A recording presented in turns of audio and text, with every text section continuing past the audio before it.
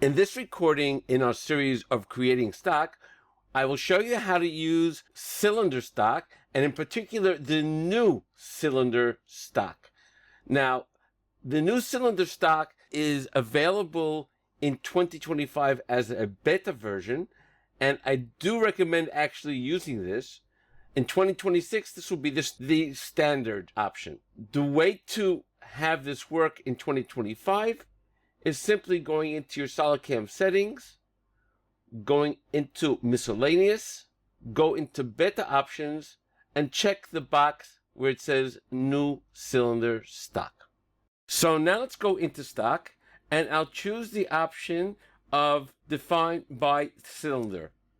When I click on that, what you'll automatically get, even with before I click on the part, is you'll get the absolute mode, and you can see that on your screen, where it shows the cylinder around the coordinate system according to the size that was inside your defaults. And you can see those sizes are down here, external diameter, and we also have top and bottom. What you'll also note is that it's around the Z-axis, but you can now also change it if you wanted to have it around the Y-axis or the X-axis, or even around a specific coordinate system MAC that you've pre-created. Then we'll go a little more into this in a few moments. I'm just going to keep it right now at around the Z. Now, the moment I click on the part, it automatically picks up that solid, and it will create the stock around the part. And as default, we have minimum stock diameter, not around the coordinate system, but according to the actual part itself. Taking a top view, you can see that this is going according to the actual part itself. If I uncheck the minimum stock diameter, it'll go according to the coordinate system. Put it back on according to the part. I can have this also go X or around Y or around Z. I also said we can have this around a particular coordinate system. Let's take a look now. If I choose a different coordinate system, if I pre-created a MAC specifically for my stock, it'll go around that MAC.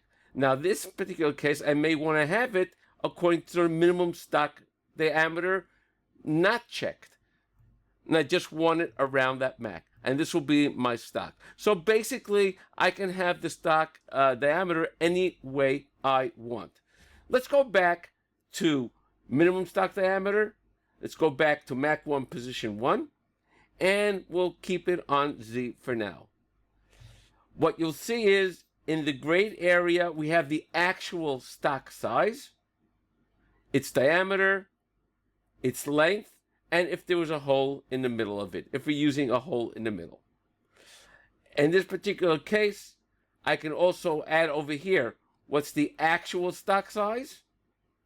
And note when I make a change over there, look what happens at my external diameter offset.